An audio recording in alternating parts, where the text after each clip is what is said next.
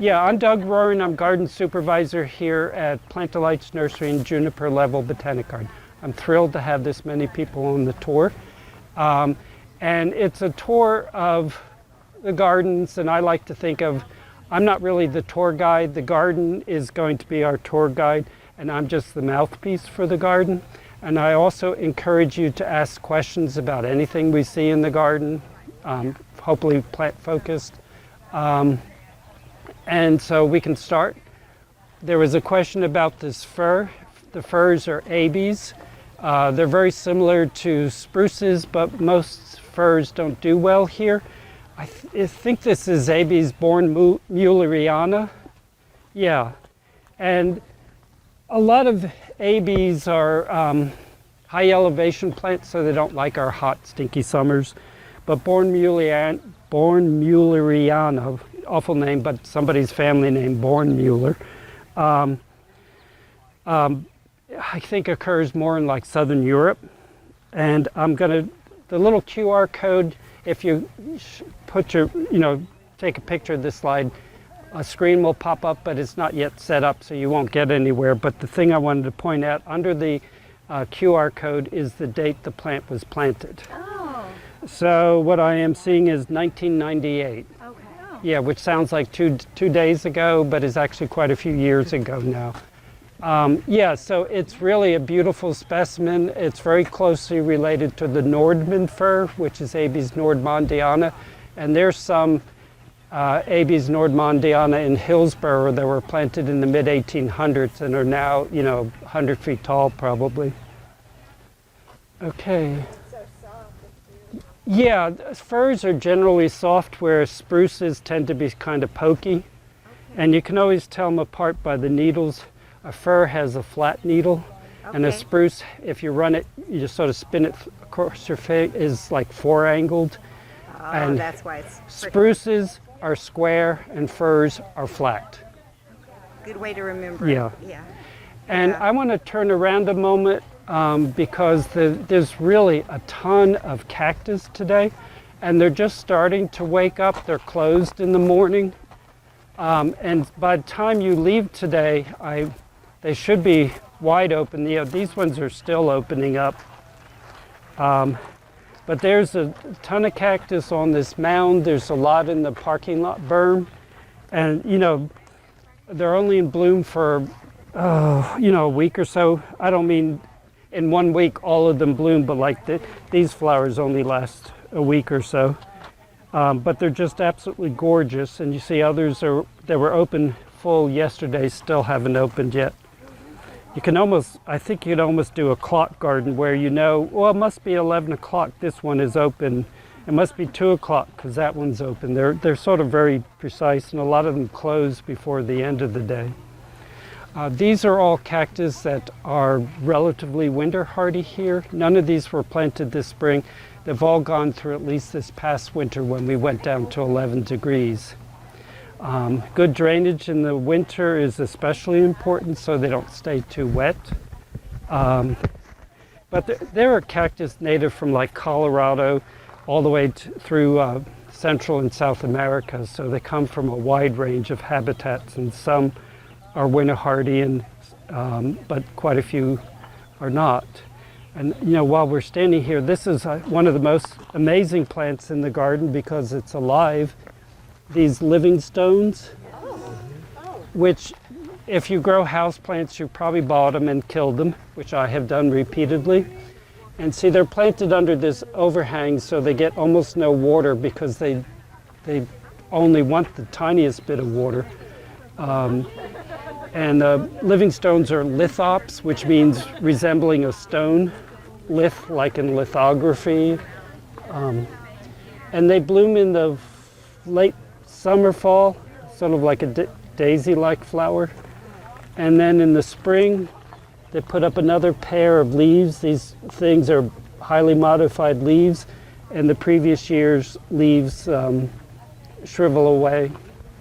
But, for a plant that's so hard to grow as a house plant, I'm just amazed to see them growing here. Now, I don't know if all lithop species are winter hardy. Yeah, this is Lithops all campiae, and the lithops are all native to South Africa, the very dry desert areas of South Africa. How cold can they survive till? I don't really know. They went through 11 this winter without any damage at all. Yeah. There are lots of cactus to see today that survived 11. There's also a lot that died. And sometimes it might be that particular species not winter hardy, but at 11, you might have multiple plants of one species and some survived and some didn't. So there's always great value in planting out multiple seedlings of things because, you'll have some genetic variability in winter hardiness. All right, if there aren't more questions right here. As I said, I'm happy to talk about anything we see. And these tours are supposed to run 15 minutes. I'm going to spend a bunch more time. And you can also peel away whenever you need to. We'll go at, at least 30, 45 minutes or so. We won't go through the whole garden. We'd all be exhausted by then. But there are a lot of really nice things to see this time of year. Oh, okay.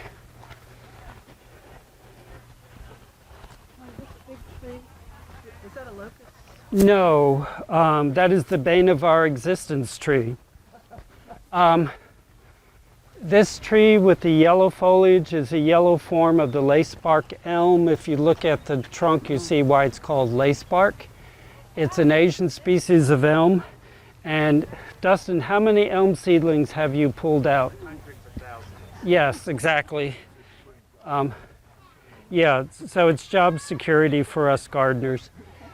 Beautiful tree. The number of seedlings makes all of us gardeners hope that we could, Mr. Avent was right here, cut it down. Well, he's been told that. It's a great time of year to see the flowers of pitcher plants. Everybody knows pitcher plants, but if you haven't spent time with them, you might not be familiar with their flowers. The flowers are almost more bizarre than the pitchers. And there are older plantings of pitcher plants in the garden if you want to see better displays of the plants. A couple of the best places, the greenhouse is over this side. If you go towards the end, there's some raised beds, and there's several, I think 2 little bog gardens that you don't see from the gravel road. But if you go into the garden, at the lower end up against the greenhouse, there's a couple gardens only about like this big. They're absolutely thick with pitcher plants, and you'll see tons of flowers and tons of pitchers. This is a garden that was planted in December last year. In part, it's a rain garden. It's not a traditional rain garden in that rain gardens usually are more like a pond to capture runoff. This is very well-drained soil, so the thought is the water, instead of continuing down this way and washing out our path, will percolate into the bed. And it's doing a pretty good job of that. Doug? What's that? Your name? Doug? Doug, what is that tree right over here? It looks like a fir or something, but it's small? The conifer up there that's... Yes. Yeah. It's a hinoki cypress. There's lots and lots of selections of hinoki cypress. The hinoki cypress is Chamaecyparis obtusa, a Japanese species. Beautiful ever conifer. And we're going to turn around and look at some really bizarre plants blooming in front of the porch. And if it was warmer now, we'd be running away because they smell so bad. This is one of the aroids, the things in the aroid family. It's Sauromatum, fairly similar to the Amorphophallus. The whole aroid family, which is, Calla lilies and spathiphyllums and philodendron, they all have this kind of inflorescence where you have the modified leaf, that's the spathe, and then the spadix with the flowers down inside. The individual flowers are tiny. But a lot of them smell really bad because they're pollinated by flies. And yesterday afternoon, the smell was horrendous here, but the flowers are sort of fascinating. But they're not. they're not fragrant right now. Later on in the day when they're in full fragrance, you'll see flies visiting the flowers. People are sometimes surprised that flies visit flowers. Think about it. Honeybees probably weren't waiting around for the first flowers to evolve, but there were already flies that were, visiting dung and dead bodies and stuff like that. So if you're a flower that is sort of dead flesh colored and smell like poop or rotting flesh, well, then flies are going to visit you. You probably know that Bradford pear is also fly pollinated and smells bad. But they're easy herbaceous perennials. When they're done blooming, they'll make quite attractive foliage about this tall. They can be grown in, the Sauromatums can be grown in sun or shade.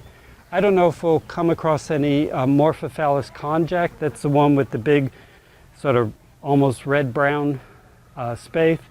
That is also extremely sticky when it's in full bloom.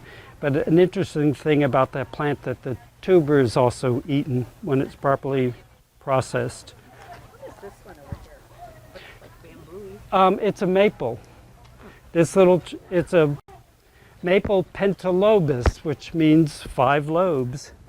Little Asian maple, I think it was planted last year. It's not a species that's known to really thrive for us, and that might be reflected in that stem, but this growth looks strong, so maybe long term it'll settle in and do well. Really pretty maple. Genus maple is really huge. Okay. Let's see, we can continue this way. And again, I'm glad people are stopping me with their questions.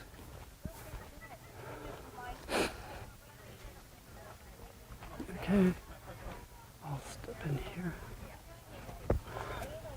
Maybe much more mundane than pitcher plants and voodoo lilies, but this Amaryllis, this is a very old hybrid Amaryllis named Voodoo, fully winter hardy.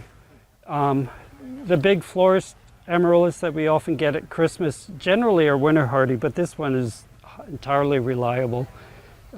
We don't do any special protection of it all. This is a shady spot right now, but this is south, so the second half of the day it gets a lot of sun here.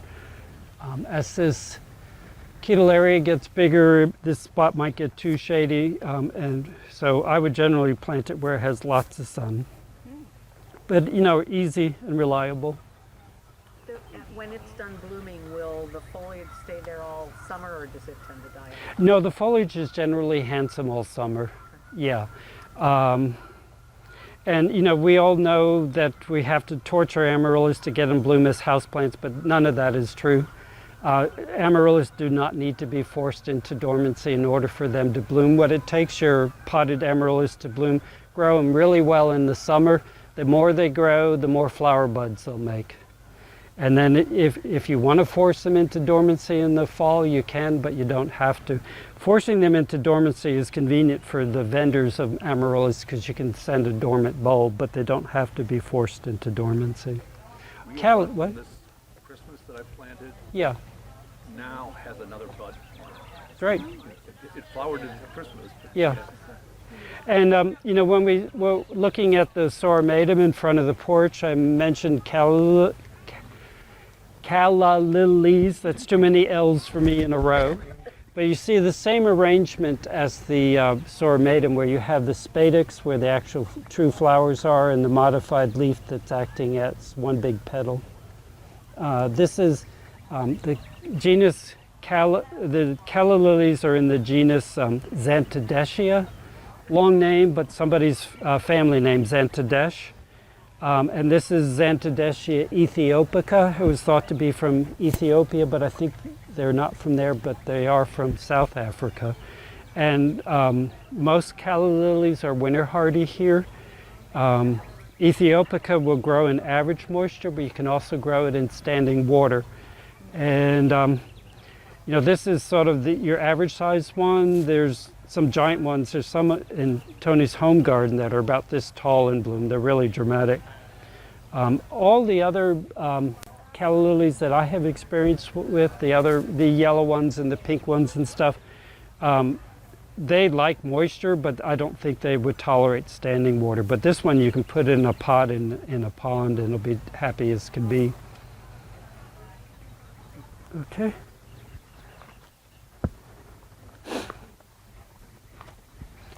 We'll peek in this little nook. There are a lot of orchids that have already done blooming, but there's some lady slipper orchids that are still in bloom. There's several different genera of orchids called lady slipper orchids. This is Cypripedium. We have a lot of native Cypripediums, like the pink moccasin flower you sometimes see in woods around here.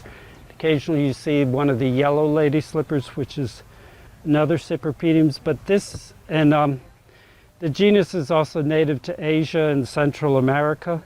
But nowadays people are hybridizing the different species, and one of the benefits of that is some of these hybrids are a lot easier to grow than the wild ones. This is one named Philip. Seems like a fairly dark spot. I suspect with a bit more sun, some of these other stems would bloom. But if you succeed with them every year, there tends to be more stems and then, of course, more flowers. What is the twisty tree behind you? It's Harry Lauder's walking stick. Yeah, it's a hazelnut. I've never known it to produce nuts, but it's a contorted form of a European hazelnut, Corylus avellana. I think the name Harry Lauder's walking sticks go back to the 1800s, but it's a fun plant. I think it's even more interesting in winter when it's leafless because you can really see the stems then. Okay.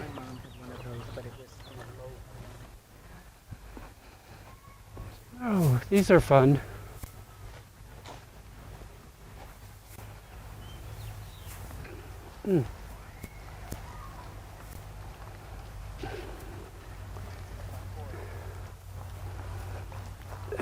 The Acanthus are starting to bloom.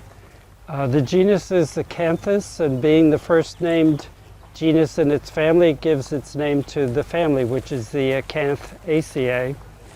And it's a big family, many tropical members that are grown as either summer annuals or houseplants. But the plants in the genus Acanthus are winter hardy. They're herbaceous perennials. Very dramatic in bloom. Some of the bigger ones are, 5 feet tall in bloom. Spines in that inflorescence. If you want to pet it, it'll bite back. But certainly worth growing for their floral display. But the foliage is real handsome too. This one is Hungaricus. There's a bunch of species that are fairly similar. There's some with big, very glossy foliage. They will grow in shade, maybe even more strong, like part shade, where they have a bit of direct sun, but not hot sun all day. They can go dormant in the summer if the weather turns really dry, but then they'll, regrow when there's moisture in the fall. A lot of them are Mediterranean origin, so they're reacted to that sort of dry summer, moist winter growing conditions. Okay. Interesting shrub, one of the star anises, Elysium. This one has purple new foliage. It's Elysium anisatum. Star anise that's used in Chinese cooking, Asian cooking is from an Elysium, but it's important to remember that there are other Elysiums that are poisonous, so don't grab a fruit off of Elysium just because it looks like the star anise in the Asian grocery store. Is that a liquor smell too? Yeah, that's why I'm pulling the leaf off. I love the smell of the foliage. Okay. Oh, that's pretty.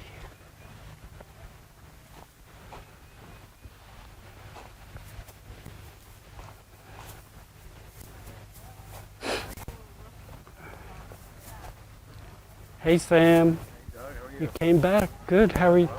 Yeah. I'm happy for you to come back every weekend. Yeah. Yeah.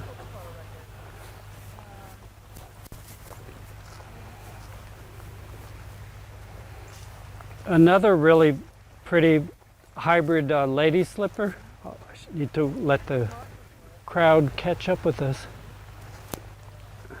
Another real attractive hybrid lady slipper. This one, Dietrich. This is a lot like our native yellow lady slippers, and I suspect it's one of the parents of this hybrid. But it's a strong grower. These different, I'm going to put it in quotes, cultivars of lady slippers aren't true cultivars. They're seed strains. In the orchid world, it's known as a Grex, G-R-E-X, where you have known parents and the offspring are going to, look something along this line, but you can see the plant in the back has slightly paler yellow pouch and a slightly smaller flower. And this one is showing that wonderful habit of having the spiral sepals on it. Little clematis blooming there. That's a selection of Clematis integrifolia. It's one of the clematis that does not vine. It's a small, sprawly, herbaceous perennial. Questions on any of that? All right. Which way shall we go from here? Yeah. This is The podophyllum? Yeah. Okay, we can, happy to talk about that. Seeing if this one is still blooming. This is one of the Asian May apples. Yeah, podophyllum, which means podo, I guess, would be foot, like a podiatrist, a phyllum, a leaf, a foot leaf. Maybe that looks like somebody's footprint. Yeah, our native May apples grow about this height, real common in woodlands in the eastern US. They spread real quickly. They go dormant by midsummer or so. And our native May apple is poisonous, except that you can eat the fruit when it's fully ripe, but not before then. But the Asian ones they do not go dormant until winter, so you have the foliage all through the growing season. They also don't run. They're big plants, but it's all going back to the same crown. It's not spreading. This one is probably a seedling. We might see some still with flowers. You can see the flowers were under the foliage. On this species, there are not a fire engine red, but quite a red, about the same color as your shirt. Not brilliant red, but red. And there's another one that smells bad. There's other species of Asian podophyllum that have real beautiful mottled foliage. Spotty dotty is one cultivar. And we might come across that as we go through the garden. Doug, I got some questions about the trees. Yeah. So a couple years ago, in the news, there was Japanese beetles that were, I think, killing trees. I think it was birch. So do you have any of those issues? Because I see some of these trees kind of have little craters in them, and I don't know if this tree that's a natural look. I don't think it was Japanese beetles, but other newly introduced beetles. Yeah. Japanese beetles just eat foliage or flowers, and they've been around forever. Right. They've been around since I was a kid. But there are some real serious wood-boring beetles that have recently been introduced. Emerald ash borer is one. I've not seen them in the area. One thing we do have is ambrosia beetle, and it's another borer. It actually doesn't eat the wood that it's boring into. It cultivates fungus in the tunnels it makes and then eats the fungus. So it's a little fungus farmer. But if you have if you have the ambrosia beetle, you'll see these tiny little holes in the stem where they have entered the trunk. And occasionally you'll see a long frass tube. It's a mixture of their poop and sawdust, and it'll extend out, maybe an inch or so from the trunk. If you look up emerald ash borer, I keep on saying that, if you look up ambrosia beetle, you'll sure to come across a photo of that frass tube. And they're really serious. And because they're not eating the wood, a systemic insecticide that's taken up by the plant will generally not kill the ambrosia beetle because, as I said, they're not eating the wood, they're eating the fungus that they're cultivating in the trunk. And we've had them really bad in some of our pomegranates. Some of our pomegranates used to be huge plants, and now there's not that many stems left to them. Yeah, so, you know, when we travel abroad, we're always tempted to bring in some wonderful new plant, but the reason why that's not allowed because you can accidentally introduce some of these new pests and stuff. So is that tree natural? Oh, yes, thanks for getting back to that. This tree here with the shaggy bark is actually a crepe myrtle. Oh. We tend to think of crepe myrtles as having smooth bark. This is a different species. This is, the crepe myrtles are Lagerstromia. Again, a long, scary name, but it's somebody's family name, Lagerstrom. A lot of plant names are commemorative. But this is Lagerstromia limii, and it has this shaggy bark that hardly even looks like crepe myrtle. And the leaves are also big. They're about that size. And it has these big clusters of like black raspberry ice cream colored flowers. So the color is also a little bit different than what you see in the common crepe myrtles. It's quite a pretty thing. What did you say the name of this tree? I didn't. It's a magnolia. Okay. You see the little flowers? What? The swallowtail caterpillars eat swallowtail. Our tiger swallowtails eat a wide range of things, and one of the things they do eat is magnolias. I saw that what looked like a tulip bulb almost, and just didn't know if this was the variety of like a sweet cherry tree or a magnolia. Yeah, this looks a lot like our native sweet bay magnolia, Magnolia virginiana. It actually looks a whole lot like it, same shape, size, leaf, and a small flower. But this is an Asian species, Magnolia insignis. I'm really good at reading labels. I was wondering if that. And I think some of the damage on this, a lot of these evergreen magnolias from Asia are better in a warmer climate than here. So when we have a cold winter, it might have lost some growth at that point. Yeah. Thank you. Sure. Okay. If one doesn't trim crepe myrtles that people have in their yards, would they become this large, or are they a different variety? I'm going to repeat the question. The question was if you don't treat cut back crepe myrtles like you see in people's yards, will they get this big? Well, first of all, we highly encourage people not to cut them back that way. I think a lot of people do it because they see it done elsewhere and think that's what you're supposed to do. It's called crepe murder. And it really, crepe myrtles, especially the common ones, are beautiful, graceful trees with a beautiful growth habit and beautiful bark. And when you cut it back, you destroy all that.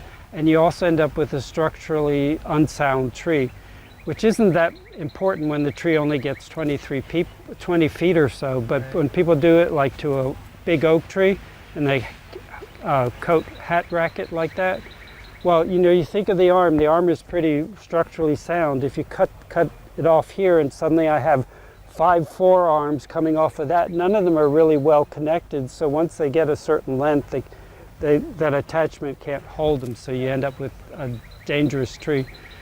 Crepe myrtles shouldn't be cut back that hard. If you need one that only gets this tall, then buy a variety that only gets this tall. At the back of the first house that you drove by is a plant of Lagerstromia forii, which is a giant Japanese species. The trunk is like this big, and it's really a gorgeous tree. And if you wanted something that gets 40 to 60 feet tall, that's fine. But again, nowadays so many plants are available in a whole range of sizes. So if you want a hydrangea that only gets this tall instead of this tall, or crepe myrtle that only gets 5 foot tall, do a little research on it. I don't have crepe myrtles. Yeah. I was just curious. So if people didn't cut them back, would they be this tall? Or are Absolutely. The ones that, okay, so Well- the ones that well- people in their yards are a variety that- One of the most commonly planted crepe myrtles is Natchez. It's that white one you see everywhere. It'll get this big. It's one of its parents is the big Japanese crepe myrtle. They crossed the Japanese crepe myrtle with the common one, which has been in the South since the 1800s or earlier, Lagerstroma indica, which gets, maybe about 20, 25 feet tall. But those hybrids like Natchez, and they all have Indian names, Tuscarora, Natchez, whatever, they get really big. But, do the research before you come home with the plant and find out how big it gets. Yeah. So much garden maintenance is because people plant something that gets too big in a location. If you do your research and plant something that only gets as big as the space will allow, then you don't have to go in there every 6 weeks and cut it back. Sometimes we choose something because it's exactly the plant we want other than getting too big. So we do trim it back, but most of that can be avoided. Okay. Mm-hmm. Alrighty. Oh. Yeah. Now,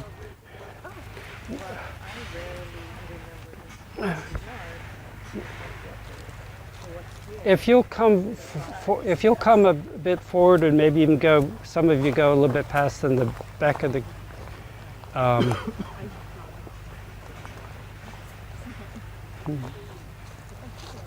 yeah. We don't have to be focused just on what's in bloom, and certainly if you're gardening in the shade, after the big spring flush of so many things in bloom, we've become more dependent on beautiful foliage. And, I think this Solomon seal is a really beautiful foliage plant. The flowers are sweet. This one is now done blooming. There's probably 100 or more different species of Solomon seal in the gardens here that you can see, and most of them have green foliage, but this is selection of Polygonatum odoratum. And what is it? It is double stuff. But that foliage will look good up until frost, and actually after frost the foliage turns this sort of honey gold color, which is real pretty for a few weeks. Of course, one of the specialties of Plant Delight's nursery is hostas, but I'd like to make the point that it's also okay just to enjoy beautiful green foliage. I think that's a real beautiful one. No, that's the label for the trillium. You can see our trilliums are pretty much all done at this time of year. All right. This will do full shade even with variegation? Oh yeah, it'll do full shade, yeah. We lost a tree out, well you can see the stump over there, took that tree down this winter, so this spot is a bit sunny in the morning, but it'll be much shadier through the afternoon. When you plant your hostas, do you have to do anything to keep voles from eating the roots? We have a lot of trouble with voles in the garden, and we're poisoning the voles. I saw a garden in Cary where the person collected hostas, and they're all planted in pots, just cheap old nursery pots, and the pots are sunk in the ground. And I'm surprised the voles don't realize you can go up over the rim of the pot, but they had hundreds of different varieties all planted in pots sunk in the ground. You can buy these metal mesh baskets to use. They probably cost you, I don't know, $5 a piece or something. Or you can just take your regular nursery pot and sink the pot in the ground.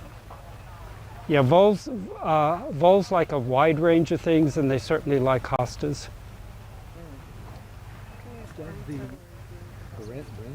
The whatever carpet. I have the something yeah. carpet. Mine, it's the most aggressive thing I have in my garden. And Okay. Do you do anything to keep it under control, or just keep ripping stuff out? Yeah, the question is about this plant, which is well past its peak of showiness. It's native wildflower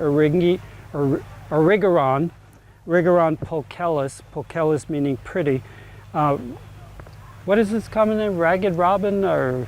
I'm not sure. Yeah. I have something carpet. Yeah, that's the cultivar name. Yeah. Did you say the name?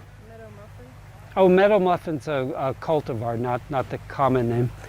But this is its foliage, evergreen foliage that carpets the ground. You know, if you have a lot of ground to cover, it is a good ground cover. It blooms for almost 2 months, starting in very early spring. Probably a good plant for early pollinators. It's a native wildflower with lots of little flowers in the center there. So John is reporting that it's the most aggressive plant in his garden, you know. Okay, yeah. You know, and we all have our tolerance level for spreaders. And, you know, a real common question, and every time I look up a plant online, there's a series of questions, and one of the questions is it invasive? Well, I think when we use the term invasive, we're generally talking about a non-native plant that spreads out beyond the garden. To my mind, that's invasive. If you're asking, does the plant have a spreading habit, I think that's the question to ask. You know, like the Solomon seals will spread, but I don't think anybody would ever find them aggressively spreading. But something like, I don't know, Bermuda grass spreading into the garden, that's an aggressive spreader. And these are evergreen leaves. Yeah. Wow. Yeah. And, you know, I always hate to say deer don't eat something because somebody's going to say they eat it in their garden. But a friend of mine in Durham who's next to Duke Forest, that, you know, Duke Forest supports a large population of deer, has a native stand of this in her front lawn. Blooms every spring and the deer don't touch it. Haven't touched mine. Okay, the leaves are really fuzzy, maybe that's why, I don't know. Okay, I'm going to continue down to the Sunken garden. All right, yeah. We were just looking at that Solomon seal with the beautiful foliage, but I'll point out this one. You can see that's a typical flower display on the Solomon seal. People probably don't want to know the derivation of its common or scientific name. You're fine. All right. Lots of iris. If you've not been here at one of the open houses before, and if you have any interest in agaves, there's the most amazing collection of variegated agave cultivars and pots over there on the terrace. You'll see things that you probably won't see anywhere else.